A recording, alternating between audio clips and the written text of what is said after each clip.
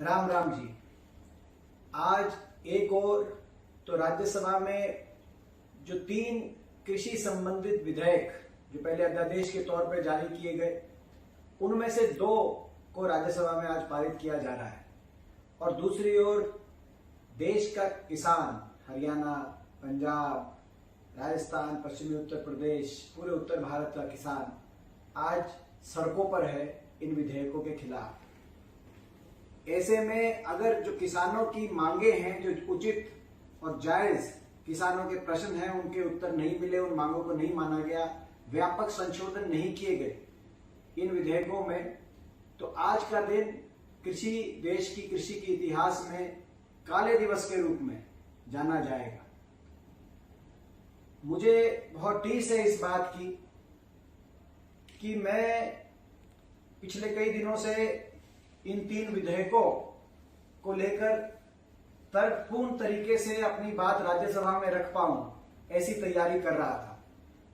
मगर जैसा कि आपको पता है कि 12 दिन पहले कोरोना संक्रमित होने के बाद से मैं अस्पताल में हूं और मैंने आज की जो चर्चा थी, इससे पहले कोरोना का जो अपना टेस्ट कराया, वो टेस्ट जो दोबारा से पॉजिटिव आया कल शाम को, उसके बाद भारी मन से ये एक दुर्भाग्य रहा कि मैं राज्यसभा में, संसद में कोरोना पॉजिटिव होने की वजह से इस चर्चा में आज मैं नहीं शामिल हो पाया। मेरे को टीस इस बात की है कि हरियाणा में 15 सांसद हैं, जिनमें से 14 सत्तासीन भारतीय जनता पार्टी के हैं और मैं अकेला विपक्ष का एक ही मैं सांसद हूं। और इसीलिए मेरा दायित्व था कि देश के लोगों की आवाज, किसान की, गरीब की आवाज मैं देश की सरकार के कान तक पहुंचाऊं। इसी बात को लेकर मैंने तैयारी करी थी। मैं यही भगवान से प्रार्थना करता हूं, आप लोगों का आशीर्वाद भी मांगता हूं कि अभी 3 में से 2 तो आज पारित हो जाएंगे विधायक, मगर जो तीसरा है वो तीसरा आए अगले 2-3 दिन में, इतने भगवान के आशीर्वाद से मेरा कोरोना नेगेटिव आए, कोरोना से मुक्ति मिले और मैं जाके राज्यसभा में भी अपनी बात रख पाऊं। मगर चूंकि आज राज्यसभा में 2 पे चर्चा हुई है, मैं सोशल मीडिया के माध्यम से अस्पताल से ही अपने एक साथी पेशेंट की सहायता लेकर, हमारे नीरज शर्मा जी विधायक एनआईटी से, मैं ये अपनी बात जो आज वीडियो बना रहे हैं, मैं अपनी बात और कुछ प्रश्न सरकार के कान तक ये प्रश्न पहुंचाना चाहता हूं। देखिए, ये जो विधायक है, पूरे ये जो अध्यादेश आए थे 3 कृषि संबंधी, पूरे देश में आज क्यों किसान आंदोलित है? क्योंकि एक बड़ी मार एमएसपी व्यवस्था, प्रोक्योरमेंट व्यवस्था और पीडीएस व्यवस्था पर, जो 3 ऐसी व्यवस्थाएं जिनको आजादी के बाद हमारे कृषि सिस्टम में और गरीब आदमी को सस्ते में अनाज देने के सिस्टम को लेकर जिनको विकसित किया गया, न्यूनतम समर्थन मूल्य पे किसान से खरीद और राशन डिपो के माध्यम से गरीब आदमी को सस्ते में अनाज वितरण करने की ये जो व्यवस्था, 3 व्यवस्थाएं हैं, इन 3 व्यवस्थाओं पे बड़ी चोट आएगी ऐसी आशंका किसानों के मन में है। और किसान और गरीब दोनों को इसका खामियाजा भुगतना पड़ेगा आने वाले दिनों में। और निजीकरण, कृषि क्षेत्र में निजीकरण, बाकी देशों में तो शायद, जहां पे अमेरिका जैसे देशों में जहां 250 गुना ज्यादा जोत है, जमीन एवरेज जो लैंड होल्डिंग है किसान की, वो किसान के पास जो है हिंदुस्तान के मुकाबले में, वहां तो शायद कॉर्पोरेट चल सकते हो। मगर जहां छोटा किसान, हरियाणा, पंजाब, पूरे देश में जैसा छोटा किसान हिंदुस्तान में है, वहां पे ये निजीकरण कितनी चल पाएगी, इसको लेके शंकाएं हैं। मैं कुछ सवाल, किसान, मगर सरकार कहती है किसान हितैषी और उनकी नीयत ठीक है, तो मेरे कुछ सवाल, सरकार इन सवालों का जवाब दे। पहला सवाल, एमएसपी की गारंटी सरकार देने की मांग को क्यों खारिज कर रही है? अगर सरकार कह रही है कि एमएसपी पे खरीद करेंगे, किसान मंडी में आ जाए एमएसपी पे खरीद लेंगे, तो मंडी के बाहर सरकार ये क्यों गारंटी नहीं दे रही किसान को कि मंडी के बाहर भी न्यूनतम मूल्य जो है, न्यूनतम समर्थन मूल्य एमएसपी पे खरीद होगी। और जो निजी एजेंसी, जो प्राइवेट कंपनी मंडी के बाहर एमएसपी से कम में किसान का फायदा उठाते हुए किसान से खरीदेगी, उस पे कोई ना कोई कानूनी पेनल्टी या सजा का प्रावधान क्यों नहीं किया जाएगा। ये मांग जो किसानों की है कि एमएसपी पे क्यों गारंटी नहीं दी जा रही, इस मांग को क्यों खारिज किया जा रहा है। ये तीनों विधेयक, इन तीनों विधेयक में कहीं भी न्यूनतम समर्थन मूल्य का जिक्र ही नहीं कि न्यूनतम समर्थन मूल्य पे खरीद होगी। ऐसे इस अभाव में किसान पे क्या बनेगी आप सोच सकते हो। मेरा दूसरा सवाल, अगर नीयत ठीक थी तो कोरोना काल की आड़ में पीछे के दरवाजे से ऑर्डिनेंस लाकर, अध्यादेश लाकर, बिना संसद में चर्चा कराए 3 महीने पहले ये क्यों कानून लागू, ऑर्डिनेंस को लागू करने का की तरफ सरकार ने कदम बढ़ाया। और अभी भी कोरोना की परिस्थितियों में इतना बड़ा देश की कृषि व्यवस्था को लेकर इतना बड़ा, ये जो सरकार कह रही है कि आज तक का सबसे बड़ा रिफॉर्म है, अगर ये इतना बड़ा रिफॉर्म है तो क्यों इसको जल्दबाजी में कोरोना में पहले अध्यादेश ऑर्डिनेंस लाए और अब आधे आधे दिन की चर्चा के हिसाब से लोकसभा राज्यसभा में, क्योंकि कोरोना की परिस्थितियों में आधे सांसद वहां नहीं भी हैं और जो हैं उनको कम से कम समय मिल रहा है, आप इस तरीके से इसको लागू कर रहे हैं। तीसरा प्रश्न, ये मांग किसकी थी? इन 3 विधेयकों को लाने की मांग किसकी थी? किसान तो मांग करता था कि C2 जो कॉस्ट है उस पे, जो आज जो न्यूनतम समर्थन मूल्य का फैसला होता है A2 कॉस्ट पे, वो A2 जो का कॉस्ट वो किसान का पूरा नहीं हो पाता।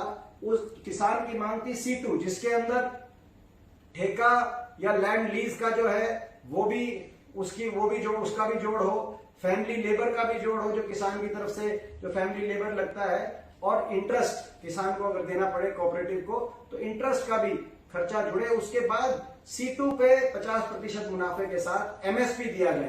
किसान की मांग एमएसपी को थी, किसान की मांग एमएसपी को खत्म करने की नहीं थी, तो ऐसे में या एमएसपी की व्यवस्था को कमजोर करने की नहीं थी। तो ये मैं सरकार से पूछता हूं, ये मांग किसकी मांग थी? इन विधेयकों की किसान की थी या बड़े औद्योगिक घरानों की थी? सरकार स्पष्ट करे किसकी मांग पे ये 3 विधेयक लेके सरकार आई है। अगला प्रश्न, सरकार कहती है प्राइवेट कंपनियां बाहर भी एमएसपी पे। मैं सवाल पूछता हूं कि प्राइवेट एजेंसीज को आज किसने रोका है? आज किसने रोका है कि मंडियों में आके न्यूनतम समर्थन मूल्य से ज्यादा पे, एमएसपी पे ज्यादा से किसान से खरीदे? हमारी जब सरकार थी 2014 से पहले तो यही हरियाणा था, यही हिंदुस्तान था। यहाँ के किसान ने चाहे ज्वार हो, बाजरा हो, कपास हो, नरमा हो, चाहे धान हो, 4-4, 5-5 हजार क्विंटल धान गया। तो प्राइवेट एजेंसी ज्यादा भाव दे, किसने रोका है? ये सरकार स्पष्ट करे। प्राइवेट एजेंसी आज भी आ सकती है, मगर अब क्या होगा कि मंडी के बाहर प्राइवेट एजेंसी बिना न्यूनतम समर्थन मूल्य के की बाध्यता से किसान से कैश कितने ही भाव में खरीद और कॉन्ट्रैक्ट कर सकती है। इसको लेके हमें संशय है। अगला प्रश्न, जमाखोरी को सरकार ने अब जमाखोरी की छूट दे दी। 70 साल के देश के इतिहास के बाद जमाखोरी पे प्रतिबंध था, अब जमाखोरी कानूनन जो है जमाखोरी आप कर सकते हो। तो जमाखोरी पे छूट देने का फायदा क्या किसान को है, जमाखोर काला बाजार को है या ग्राहक को है? जमाखोरी पे छूट देने का फायदा बीच के जमाखोर और काला बाजार जो करेगा उसको इसका फायदा है। किसान से टमाटर, प्याज, इस तरह की जो पेरिशेबल खासतौर पे आइटम है, बाकी भी जो फसलें हैं, उनको किसान से सस्ते पे लेकर, और जब पूरा स्टोरेज होके सारी जब किसान से खरीद हो जाएगी उस सीजन की, जब भाव बढ़ेंगे, जो देखा गया उस समय जो है महंगे पे ग्राहक को देने का काम जो बीच के लोग करेंगे, वो उससे फायदा किसका है? एक तरफ किसान की बाजू को मरोड़ने का काम करेंगे, क्योंकि किसान के पास इतनी ना तो स्टोरेज कैपेसिटी होती, ना किसान इतना रुक सकता, क्योंकि किसान को अपनी अगली बुआई दिख रही है। और उसके बाद ग्राहक को भी ये लोग निचोड़ने का काम करेंगे, क्योंकि जब खरीद इनके पास कानूनन जमाखोरी हो जाएगी इनके पास, तो उस समय ग्राहक के ऊपर जो है उसके दाम बढ़ाकर ग्राहक को भी निचोड़ने का काम ये लोग करेंगे। तो जमाखोरी को मान्यता देने का लाभ जमाखोर को है, किसान को है, ग्राहक को है, सरकार बताए। अगला सवाल, कॉन्ट्रैक्ट फार्मिंग, जो बड़ी कंपनियां अदानी अंबानी लाखों हजारों एकड़ में जो कॉन्ट्रैक्ट फार्मिंग करेंगी किसान से, उस कॉन्ट्रैक्ट फार्मिंग के बाद जो छोटा किसान होता है, जो गांव स्तर पर ठेका या पट्टे पे लेकर जमीन, लीज पर लेकर जमीन जो है बड़े जमींदार से या दूसरे किसान से जो अपनी खेती करता है, उन लोगों का क्या होगा? हजारों लाखों ऐसे छोटे ठेकेदार पट्टेदार किसान इस देश में हैं। जब लाखों एकड़ जमीन अदानी अंबानी लेंगे कॉन्ट्रैक्ट फार्मिंग के, तो वो तो केवल मजदूर बनके या बेरोजगार बनके रह जाएंगे। इसीलिए मैंने कहा कि हिंदुस्तान की कृषि व्यवस्था बाकी मुल्कों से अलग है। इस बात का ध्यान सरकार ने क्यों नहीं रखा? कॉन्ट्रैक्ट फार्मिंग में बड़ी कंपनियों के लाने से पहले ये क्यों नहीं सोचा? सरकार बताए। अगला सवाल, एफसीआई जो शांता कुमार कमेटी की रिपोर्ट आई है, उस कमेटी की रिपोर्ट में एफसीआई की खरीद को धीरे धीरे कम करने की सिफारिश है। फूड सब्सिडी को धीरे धीरे कम किया जाए और ना सिर्फ एफसीआई की खरीद को कम किया जाए, मगर पीडीएस जो पब्लिक डिस्ट्रीब्यूशन सिस्टम है, राशन डिपो के माध्यम से गरीब आदमी को जो अनाज वितरण की व्यवस्था है, उसमें भी धीरे धीरे कटौती की जाए। क्या ये सही नहीं है कि ये तीनों विधेयक शांता कुमार रिपोर्ट के कमेटी की रिपोर्ट के आधार पर सरकार ने तैयार किए? ना सिर्फ ये कि एफसीआई से फूड कॉर्पोरेशन ऑफ इंडिया की खरीद को कम करने की सिफारिश आई शांता कुमार कमेटी की, स्पष्ट शब्दों में लिख दिया गया कि जो सरप्लस स्टेट्स है उनसे खास तौर पे भारी कटौती खरीद में की जाए, जिसमें हरियाणा, पंजाब, मध्य प्रदेश, छत्तीसगढ़, आंध्र प्रदेश, पश्चिमी उत्तर प्रदेश और राजस्थान का हिस्सा शामिल है। इन प्रदेशों से खरीद में भारी कटौती की सिफारिश आई और इसी साल एफसीआई के बजट में, खरीद के बजट में भारी गिरावट सरकार लेके आई। 1,84,000 करोड़ से घटाकर एफसीआई का खरीद का बजट 1,10,000 करोड़ कर दिया गया। क्या यह सच नहीं है? इसकी मार किसको पड़ेगी? आप एमएसपी तो डिक्लेयर कर दो, आज भी एमएसपी डिक्लेयर है, मक्का आज मार्केट में आ रहा है, बाजरा आ रहा है, एमएसपी डिक्लेयर है, मगर उस एमएसपी पे जब खरीद ही नहीं होगी, जब बजट ही खरीद का नहीं होगा सरकारी एजेंसीज के पास, तो प्राइवेट एजेंसीज कम भाव के अंदर खरीदने का काम करेंगी, केवल नाम मात्र के एमएसपी रह जाएगी। और इसीलिए मैंने कहा एमएसपी को कमजोर करने की तरफ ये सरकार बढ़ी है। क्या सरकार इस बात पे जवाब दे? शांता कुमार कमेटी को सरकार शांता की सिफारिशों को क्या मानने की तरफ नहीं बढ़ रही? अगला प्रश्न, सरकार कहती है कहीं भी जाके बेच सकते हैं किसान। सरकार बताए कौन सा प्रदेश है, हरियाणा का किसान कौन से प्रदेश में अपना धान, अपना गेहूं, ज्वार, बाजरा, कपास, अपनी कोई भी फसल कौन से प्रदेश में, कौन सी मंडी हरियाणा के किसान के स्वागत में बैठी है, कहां पे जाके अपना बेचने का काम करेगा? आज व्यवस्था यह है क्योंकि हमारा मंडी प्रक्रिया हमारी मजबूत है, न्यूनतम समर्थन मूल्य पे खरीद होता है, तो बाकी प्रदेशों के किसान हमारे आते हैं। कल को आप हमारे कमजोर करेंगे, हमारा किसान कहां जाएगा? कौन सा प्रदेश है सरकार बताए?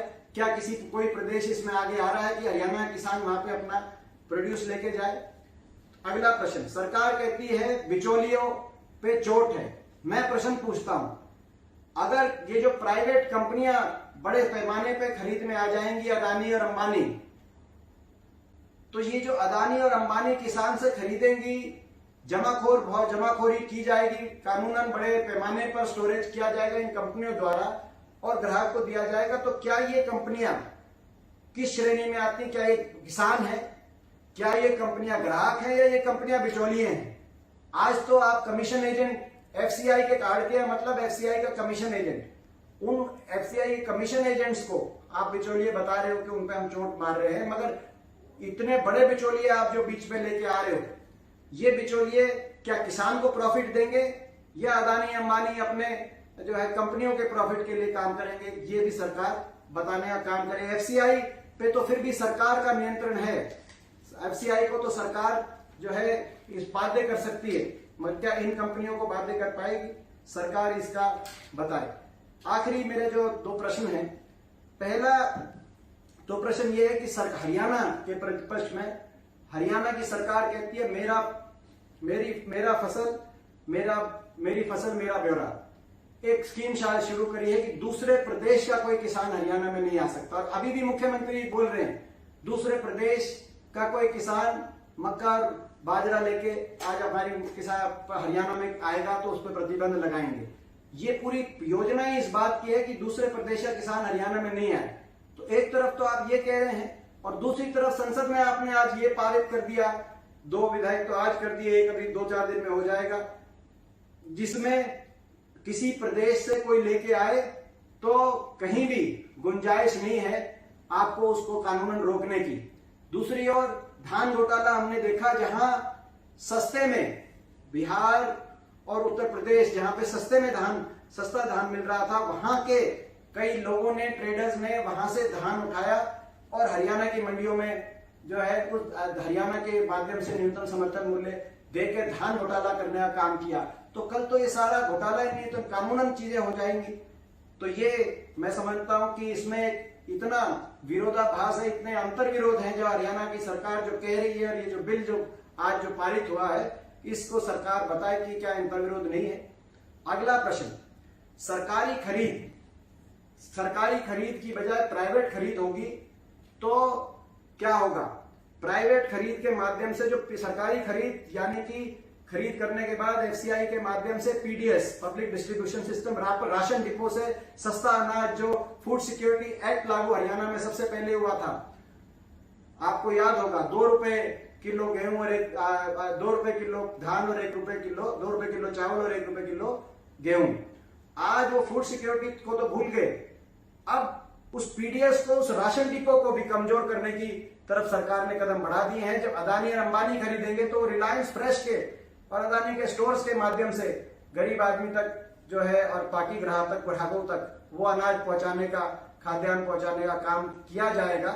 ऐसे में गरीब आदमी पे भी बड़ी भारी चोट पहुंचेगी। इसका लेकर सरकार सवाल जवाब दे कि क्या ये एमएसपी और प्रोक्योरमेंट के साथ साथ पीडीएस पे भी चोट है कि नहीं। और अंतिम प्रश्न, मंडियों से जो फीस की व्यवस्था आती है, हरियाणा के अंदर, पंजाब के अंदर भारी बजट हमारा मंडियों के माध्यम से कलेक्ट होता है, तो उससे ना सिर्फ कृषि का इंफ्रास्ट्रक्चर डेवलप किया जाता है मगर मंडियों की भी व्यवस्था की जाती है।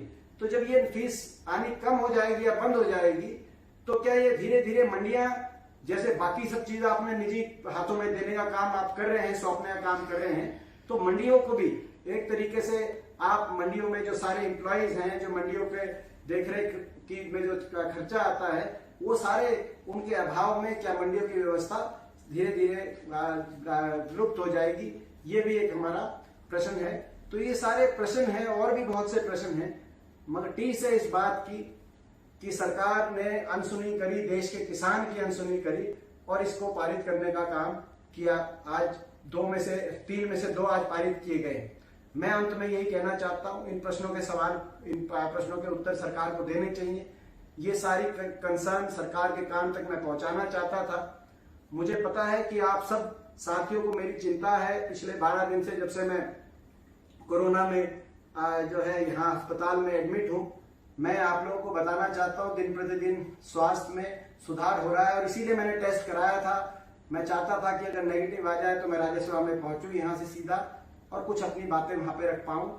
दुर्भाग्यपूर्ण आज तो पॉजिटिव आया है, मगर फिर एक आध दिन में जब डॉक्टरों का सुझाव होगा दोबारा मैं टेस्ट कराऊंगा और आपके आशीर्वाद से निश्चित तौर से कोरोना को हराकर एक बार फिर आपके बीच में भी पहुंचूंगा और संसद में भी पहुंचूंगा। संसद से लेकर सड़क तक कंधे से कंधा मिलाकर अपने किसान, गरीब, छोटे व्यापारी, मजदूर भाई के साथ मिलकर इन काले विधेयकों के खिलाफ लड़ाई लड़ने में शामिल होऊंगा। आप सबका बहुत धन्यवाद।